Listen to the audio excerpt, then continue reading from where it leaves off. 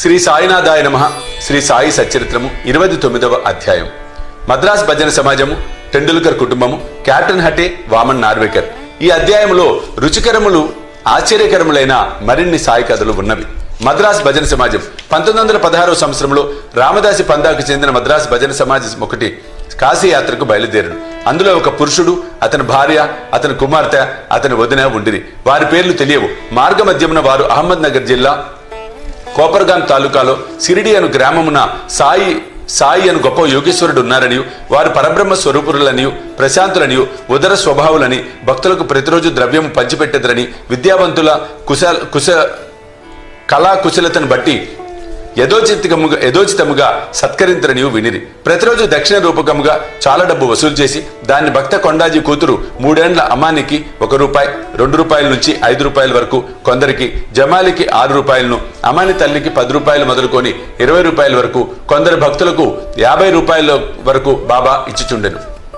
ఇదంతయు విని సమాజము సిరిడికి వచ్చి అచ్చటాగి భజన చేశాను. వారు మంచి పాటలు పాడిరి, కానీ లోలోన ద్రవ్యము నాశించుచుండిరి. వారిలో 3 పేరాసి గలరు. యజమానురాలు మాత్రము అట్టి స్వభావం కలది కాదు. ఆమె బాబా యందు ప్రేమ గౌరవములు కలది. ఒకనాడు మధ్యాహ్న హారతి జరుగుచుండగా బాబా ఆమె భక్తి విశ్వాసములను ప్రీతి చెంది ఆమె ఇష్టదైవం యొక్క దృశ్యమును ప్రసాదించెను. ఆమెకు బాబా శ్రీరాముని వలె కనిపించెను, కానీ ఇతరులకు మామూలు సాయినాథుని వలె కనిపించెను. తన ఇష్టదైవమును చూచి ఆమె మనసు కరిగెను. కండ్ల నుండి ఆనంద బాష్పములు కార్చుండగా ఆమె ఆనందంతో చేతులు తట్టెను. ఆమె ఆనంద వైఖరికి తక్కిన వారు ఆశ్చర్యపడిరి, కానీ కారణమేమో తెలుసుకుని లేకుండిరి. జరిగినదంతయు ఆమె సాయంకాలము తన భర్తతో చెప్పాను. కండ్ల నుండి ఆనంద బాష్పములు కార్చుండగా ఆమె ఆనందంతో చేతులు తట్టెను. ఆమె ఆనంద వైఖరికి తక్కిన వారు ఆశ్చర్యపడిరి, కానీ కారణమేమో తెలుసుకోలేకుండిరి. జరిగినదంతయు ఆమె సాయంకాలం తన భర్తతో చెప్పాను. ఆమె సాయిబాబాలో శ్రీరామును చూచితనెను.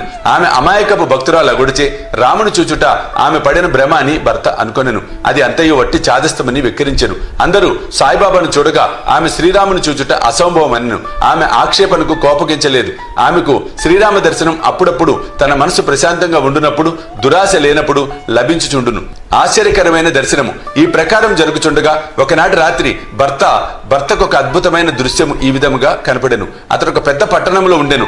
అక్కడ పోలీసులు తనను బంధించిరి. తాడుతో చేతులతో కట్టి ఒక పంజరమున బంధించిరి. పోలీసు వారు తాడు ముడి మరింత బిగించుచుండగా సాయిబాబా పంజరం దగ్గరనే నిలిచి ఉండడు చూచి విచారముగా అతడి తనను, నీ కీర్తి విని నీ పాదముల వద్దకు వచ్చి తిని నీవు స్వయంగా ఇచ్చట నిలిచి ఉండగా ఆ ఆపద నాపై పడనేలా బాబా ఇట్లనెను, నీవు చేసిన కర్మ ఫలితమే నీవు అనుభవించవలెను. అతడి తనను, ఈ జన్మలో నాకిట్టి ఆపద వచ్చుటకు నేనేమీ పాపము చేయలేదు.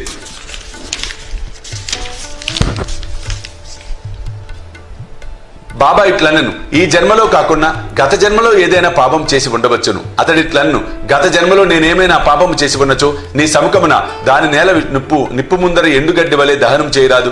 బాబా నీ గట్టి విశ్వాసం కలదా అని అడుగగా అతడు కలదు అనెను. బాబా అప్పుడు కండ్లు మూయమనెను. అతడు కండ్లు మూసి తెరిచినంతలో ఏదో కింద పడిన పెద్ద చప్పుడయ్యను.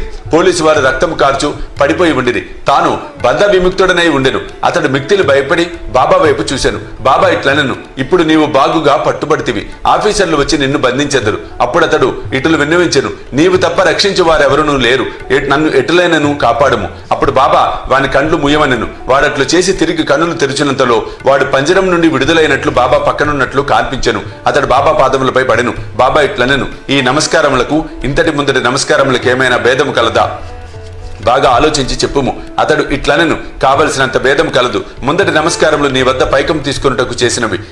మరియును నేను కోపముతో నీవు మహమ్మదీయుడివై ఉండి హిందువులను పాడు చేయుచుంటివని అనుకోడని వాడును. బాబా, నీ మనసులో మహమ్మదీయ దేవతలను నమ్మవా అని ప్రశ్నించగా అతడు నమ్మనను. అప్పుడు బాబా, నీ ఇంటిలో పంజా లేదా? నీవు మొహరం అప్పుడు పూజ చేయట్లేదా? మరియు మీ ఇంటిలో మహమ్మదీయ దేవతకు కాడ్బిబి లేదా? పెండ్లి మొదలగు శుభకార్యములప్పుడు ఆమెను మీరు శాంతింప చేయటలేదా అనెను. అతడు దీనంతటికీ ఒప్పుకొనెను. అప్పుడు బాబా, నీకింక ఏమి కావాలను అని అడిగాను. అతడు తన గురువుకు రామదాసును దర్శింప కోరిక కలదు అనెను. వెనుకకు తిరిగి చూడమని బాబా అనెను. వెనుకకు తిరగగానే అతనికి ఆశ్చర్యము కలుగునట్లుగా రామదాస స్వామి తన ముందర ఉండెను. వారి పాదములపై పడెను. రామదాసు అదృశ్యుడైను. జిజ్ఞాస కలవాడై అతడు బాబాతో ఇట్లనెను, మీరు వృద్ధులుగా కనపడుచున్నారు, మీ వయసు మీకు తెలియనా? బాబా, నేను ముసలివాడని అంటున్నావా? నాతో పరిగెత్తి చూడు అనుచు పరుగెట్టుట మొదలెడెను. అతడు కూడా వెంబడించెను. ఆ ధూళిలో బాబా అదృశ్యుడయ్యను. అతడు నిద్ర నుండి మేల్కొనిన వెంటనే స్వప్న దర్శనం గురించి తీవ్రంగా ఆలోచించ మొదలెడెను. వాని మనోవైఖరి పూర్తిగా మారి బాబా గొప్పదనమును గ్రహించెను. అటు పిమ్మట వాని సంశయం వైఖరి పేరాశ పూర్తిగా తొలగెను. బాబా పాదములపై అసలైన భక్తి మనమును ఉద్భవించెను. ఆ దృశ్యం ఒక స్వప్నమే కాని అందుగల ప్రశ్నోత్తరములు చాలా ముఖ్యమైనవి, రుచికరమైనవి. ఆ మరుసటి ఉదయమందరూ మసీదులో హారతి కొరకు గుమిగూడి ఉండగా అతనికి బాబా 2 రూపాయల విలువగల మిఠాయిని 2 రూపాయల నగదునిచ్చి ఆశీర్వదించెను. అతనిని మరికొన్ని రోజులుండుమనెను. అతనిని బాబా ఆశీర్వదించి ఇట్లనెను, అల్లా నీకు కావలసినంత డబ్బునిచ్చును, నీకు మేలు చేయును. అతనికి అచ్చట ఎక్కువ ధనం దొరకలేదు, కానీ అన్నింటికంటే మేలైన వస్తువు దొరికెను. అదే బాబా ఆశీర్వాదము. ఆ తర్వాత భజన సమాజమునికి ఎంతో ధనం లభించెను. వారి యాత్ర కూడా జయప్రదంగా సాగెను. వారి గట్టి కష్టము ప్రయాణ మధ్యమును కలగలేదు. అందరూ క్షేమంగా ఇల్లు చేరిది. బాబా పలుకులు, ఆశీర్వచనములు వారి కటాక్షములచే కలిగిన ఆనందం గురించి మనము చింతించుచుండిమి. తన భక్తులను వృద్ధి చేయుటకు, వారి మనసులను మార్చుటకు బాబా అవలంబించిన మార్గంలో ఒకటి చూపుటకి లీల ఒక ఉదాహరణ. ఇప్పటికీ ఇట్టి మార్గములు బాబా అవలంబించుచున్నారు. టెండూల్కర్ కుటుంబం, బాంద్రాలో టెండూల్కర్ కుటుంబం ఉండెను. ఆ కుటుంబం వారందరూ బాబా యందు భక్తి కలిగి ఉండిరి. సావిత్రిబాయి టెండూల్కర్ శ్రీ సాయినాథ భజనమాల అను మరాఠీ గ్రంథమును 8 అభంగములు పదములతో ప్రచురించెను. దానిలో సాయిలీల అన్నీ వర్ణింపబడి ఉండెను. బాబా యందు శ్రద్ధాభక్తులు కలవారు దానిని తప్పక చదవవలెను. వారి కుమారుడు బాబు టెండూల్కర్ వైద్య పరీక్షకు కూర్చొనవలెనని రాత్రింబవళ్లు కష్టపడి చదువుచుండెను. అందరూ జ్యోతిష్కుల సలహా చేశాను. వారు అతనిని జాతకమును చూచి ఈ సంవత్సరము గ్రహములు అనుకూలంగా లేవని చెప్పిరి కనుక మరుసటి సంవత్సరము పరీక్షకు కూర్చొనవలెను అని చెప్పిరి. అట్లు చేసిన తప్పక ఉత్తీర్ణుడగుని చెప్పిరి. ఇది విని అతని మనసుకు విచారము అశాంతి కలిగెను. కొన్ని దినముల తర్వాత అతనికి తల్లి సిరిడికి పోయి బాబాను దర్శించెను. ఆమె బాబాకు అనేక విషయములతో పాటు తన కొడుకు విచారగ్రస్తుడైన సంగతి కూడా చెప్పాను. ఇది విని బాబా ఆమెతో ఇట్లనెను, నా యందు నమ్మకముంచి జాతకములు, వాని ఫలితములు, సాముద్రిక శాస్త్రముల పలుకులు ఒక పక్కకు త్రోసి తన పాఠములు చదువుకోమని చెప్పుము. శాంత మనసుతో పరీక్షకు వెళ్ళుమనుము. అతడు ఈ సంవత్సరము తప్పక ఉత్తీర్ణుడగును. నా యందే నమ్మకము ఉంచుమనుము. నిరుత్సాహము చెందవద్దు అని చెప్పుము. తల్లి ఇంటికి వచ్చి బాబా సందేశము కొడుకుకు చెప్పాను. అతడు శ్రద్ధగా చదివాను. పరీక్షకు కూర్చొనెను. వ్రాత పరీక్షల్లో బాగుగా వ్రాశాను. కానీ సంశయంలో మునిగి ఉత్తీర్ణుడగుటకు కావలసిన మార్కులు రావు అని అనుకోనెను. కావున నోటి పరీక్షకు కూర్చొనుటకు ఇష్టపడలేదు. కానీ పరీక్షకులు అతన్ని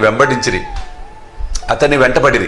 రాత పరీక్షలో ఉత్తీర్ణుడాయనని, నోటి పరీక్షకు రావాలనని అధికారి కబురు పెట్టెను. ఇట్లు ధైర్యవచనము విని అతడు పరీక్షకు కూర్చొని 2 ఉత్తీర్ణుడయ్యను. గ్రహములు వ్యతిరేకంగా ఉన్నను బాబా కటాక్షంచే ఆ సంవత్సరం పరీక్షలో ఉత్తీర్ణుడయ్యను. సంశయములు, కష్టములు మన భక్తిని స్థిరపరచుటకు మనల్ని చుట్టుముట్టును, మనల్ని పరీక్షించును. పూర్తి విశ్వాసంతో బాబాను కొలుచుచు మన కృషి సాగించినచో మన ప్రయత్నములన్నీ తుదకు విజయవంతమగును.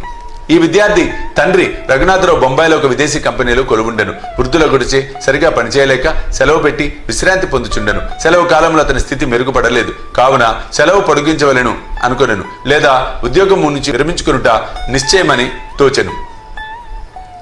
కంపెనీ మేనేజర్ అతనికి పింఛన్ ఇచ్చి ఉద్యోగ విరమణ చేయించవాలని నిశ్చయించను. మిక్కిలి నమ్మకంతో చాలా కాలం తమ వద్ద ఉద్యోగం చేసిన వాడు కనుక ఎంత పింఛన్ ఇవ్వవాలన్నది ఆలోచించుచుండిరి. అతని వేతనం నెలకు 150 రూపాయలు. పింఛన్ అందులో సగము 75 రూపాయలు. కుటుంబం ఖర్చులకు సరిపోదు. కాబట్టి ఈ విషయమై వారందరూ ఆతురతతో ఉండిరి. తుది నిర్ణయమునకు 15 రోజుల ముందు టెండూల్కర్ భార్యకు బాబా స్వప్నంలో కనిపించి 100 రూపాయలు పింఛన్ ఇచ్చిన బాగుండుననుకొందును. అది నీకు సంతృప్తికరమా అని అనెను. ఆమె ఇట్లు జవాబిచ్చెను, బాబా నన్నేలా అడిగేదవు, మేము నిన్నే విశ్వసించి ఉన్నాం. బాబా 100 రూపాయలు అనినను అతనికి 10 రూపాయలు అధికముగా అనగా 110 రూపాయల పింఛను లభించెను. తన భక్తులపై బాబా ఇట్టి విచిత్రమైన ప్రేమానురాగములను ప్రదర్శించినవాడు. కెప్టెన్ హటే బికనేర్ లో ఉండేవాడు.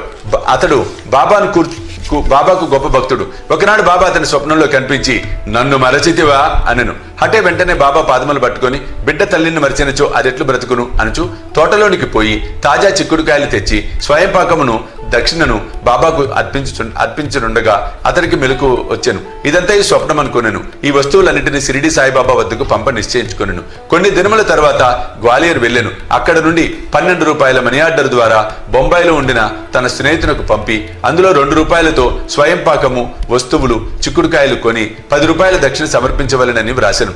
ఆ స్నేహితుడు షిరిడికి పోయి కావలసిన సామాన్లు కొనెను. కానీ చిక్కుడుకాయలు దొరకలేదు. కొంచెం సేపటికి ఒక స్త్రీ తలపై చిక్కుడుకాయల గంపను పెట్టుకొని వచ్చాను. అతడు చిక్కుడుకాయలు కొని స్వయం పాకం సిద్ధం చేసి కెప్టెన్ హటే పక్షమున దానిని బాబాకు అర్పించాను. నిమోన్కర్ మరుసటి దినము అన్నము కూర చేసి బాబాకు అర్పించాను. బాబా భోజనం చేయనప్పుడు అన్నము ఇతర పదార్థములను మాని చిక్కుడుకాయ కూర తినెను. ఈ సంగతి స్నేహితుని ద్వారా తెలుసుకున్న హటే సంతోషమునకు అంతు లేకుండెను. పవిత్రం చేసిన రూపాయి. ఇంకొకసారి హటేకు తన ఇంట్లో బాబాకు తాకి పవిత్రమనిచ్చిన రూపాయి ఉంచవలెనని కోరిక కలిగాను. షిరిడీకి పోవు స్నేహితుడు ఒకరు తటస్థపడగా వారి ద్వారా హటే రూపాయి పంపాను. ఆ స్నేహితుడు షిరిడీ చేరాను. బాబాకు నమస్కరించిన పిదప తన గురుదక్షిణ వసంగాను. బాబా దానిని జేబులో వేసుకున్నాను. తర్వాత హటే ఇచ్చిన రూపాయిని ఇవ్వగా బాబా దాని వైపు బాగా చూసి తన కుడి చేతి బొటన వ్రేలుతో పైకి ఎగురవేసి ఆ స్నేహితునితో ఇట్లనెను, దీనిని దాని యజమానికి ఊది ప్రసాదముతో కూడా ఇచ్చివేయము.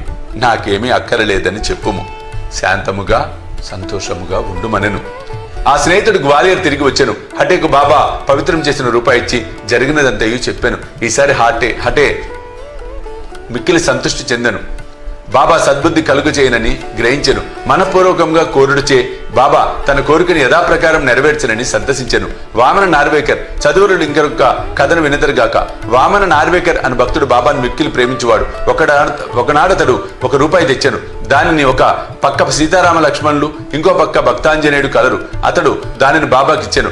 బాబా దానిని తాకి పవిత్రమనర్చి ఊది ప్రసాదంతో తనకివ్వవలనని అతని కోరిక.